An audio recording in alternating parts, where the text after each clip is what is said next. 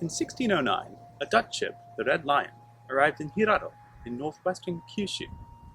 With the help of William Adams, the Dutch received permission from Shogun Tokugawa Ieyasu to establish a trading outpost there.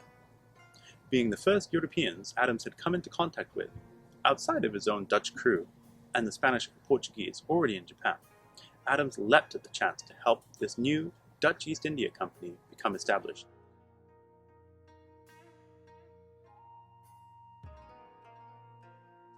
However, until they had a definite foothold in Japan, they conveniently withheld important information from Adams. For example, they intentionally withheld the information that recently his fellow countrymen, the English, had also founded their own East India Company.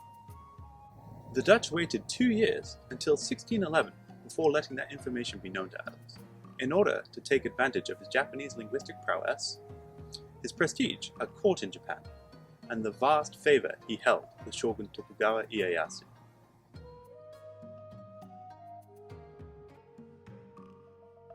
Upon hearing of this English East India Company, Adams immediately dispatched a letter addressed to my unknown friends and countrymen, and directed to the Worshipful Company, encouraging this new enterprise to come and establish trade in Japan. But Adams' letter was not necessary, for word had already trickled back to England about Adams and the useful position he had established for himself in Japan to Sir Thomas Smith, the director of the English East India Company in Philpot Lane, London. In April 1611, 6 months before Adams had written his letter, the company had commissioned Captain John Sayres to sail a ship, the Clove, to Japan to establish trade. Captain Sayres was instructed to make full use of Adams's experience and importance in Japan. You shall receive encouragement in the progress of your affairs by the persuasion of William Adams, grounded upon his long experience in those parts, and shall find that you shall be with safety, as being protected under the authority of the king of the country. In 1612, Adams received his first letter from Sir Thomas Smith, telling him to prepare for the arrival of his fellow countryman and Captain John Sayres.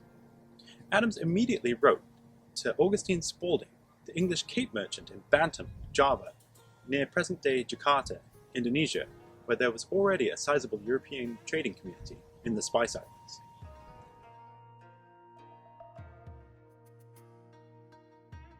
In Adams' letter, he gave additional directions to the English expedition that was on their way to him, and which he was sure would stop at Bantam on their way to Japan.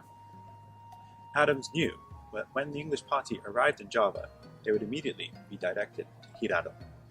That's because the Dutch, and before them the Portuguese, had their trading outposts in Hirado. Due to its deep natural harbour and its close proximity to the markets of Korea, Southeast Asia, and most notably, China. However, in his letter, Adams warned the English not to come to Hirado, for the Dutch had already established a considerable foothold there with their own East India Company outpost, meaning there would be keen competition for the fledgling English enterprise. Rather, the English would be better served landing in Uraga. Uraga was on the other side of Japan, near Shogun Tokugawa Ieyasu's capital, Edo, close to the entrance to Edo Bay, and mere steps from Adams' own estate of Hemi. The Anjin-san was already working in Uraga alongside Mukai Shogun, Commander-in-Chief of the Navy, having been commissioned by Tokugawa Ieyasu to build a fleet of new ships incorporating European design. As you can see, Uraga Gulf is a narrow bay, perfect to protect ships from heavy wind and high tide, hence it was decided this new flotilla was to be based here. Additionally, Uraga was already a bustling international port town. Since 1604, Ieyasu had invited Spanish ships to weigh anchor in Uraga en route from Manila to Acapulco, Mexico. Fortunately for the English, recently the Spanish had angered the shogun so much through a mixture of arrogance, procrastination, and lies, the port was now vacant of their ships.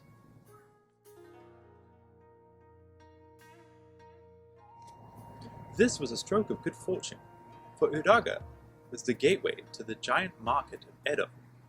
Furthermore, as it was in the heart of the shogun's sphere of influence, this English East India Company would be able to enjoy his immediate protection. Shogun Tokugawa Ieyasu himself informed the English that not only did he want them to establish a trading outpost in Uraga, he was also prepared to allow them residence in nearby Edo in order to facilitate the burgeoning trade.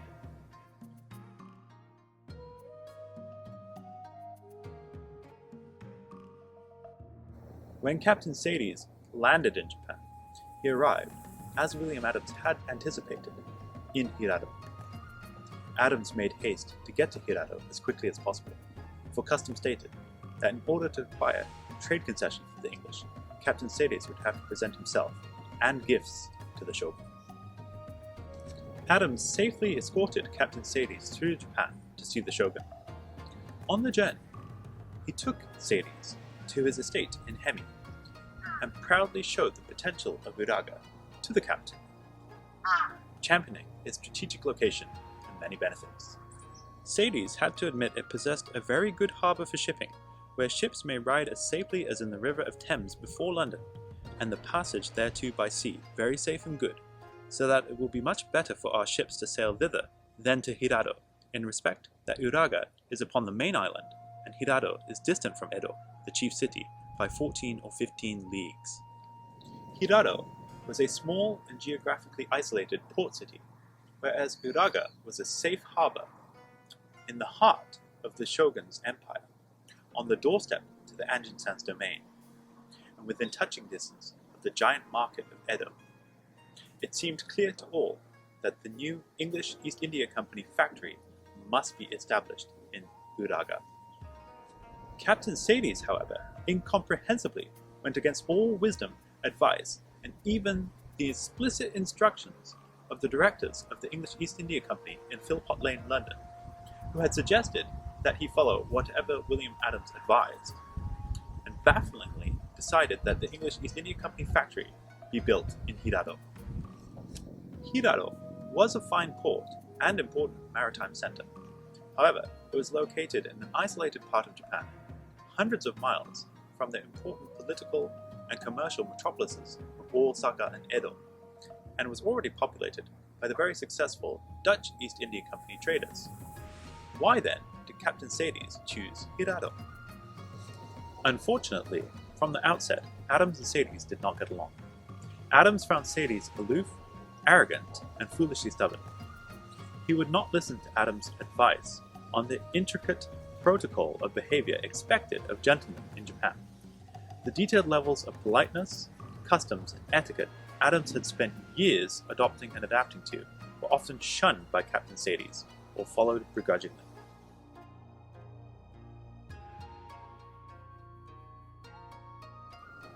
For his part, Captain Sades believed that Adams had gone native. He resented his fluency in Japanese, his influence with the Shogun, his propensity to wear kimono, his samurai status, his estates, and his friendly relations with the Dutch, Portuguese, and Spanish already in Japan. Captain Sades failed to recognize that for 13 years, these were the only Europeans Adams had the opportunity to communicate with. The Anjin-san had risen to the rank of lord, with slaves and his own domain. This no doubt rankled Captain Sades, especially considering that William Adams did not hail from the nobility nor upper class in their native England, and therefore could never have moved up to such a level in their stratified society. Thus, Captain Sades shunned William Adams' sage advice to establish this new English East India Company factory in Uraga, and instead inconceivably ordered his seamen to build the new factory in Hirado.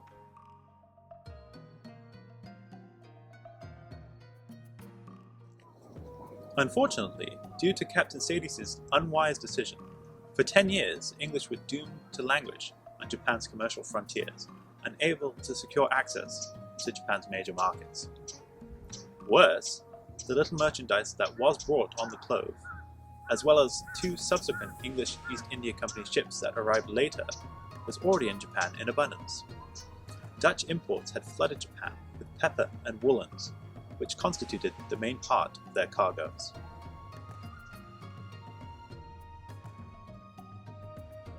Within a few years, the merchants left behind by Captain Sades became convinced William Adams had been right all along. Uraga should have been their base of operations, as Hirado was a flawed gateway to Japanese trade. All attempts to move the factory proved futile. In 1617, Richard Cox, the head trader left in charge by Captain Sades, attempted to gain permission to trade in the Goto Islands and Satsuma Domain. However, he was frustrated by increasingly xenophobic restrictions by the Tokugawa shogunate. The previous year, Shogun Tokugawa Ieyasu had died, and all the goodwill and favour showed the English on behalf of the shogunate, thanks solely to William Adams, evaporated. By 1623, 3 years after the death of Adams, the English East India Company experiment in Japan collapsed. Uraga never became the safe harbour for a fleet of European-style ships built by Adams for a new Tokugawa navy, and the English factory failed miserably, located far away as it was in Hirado in the hinterlands.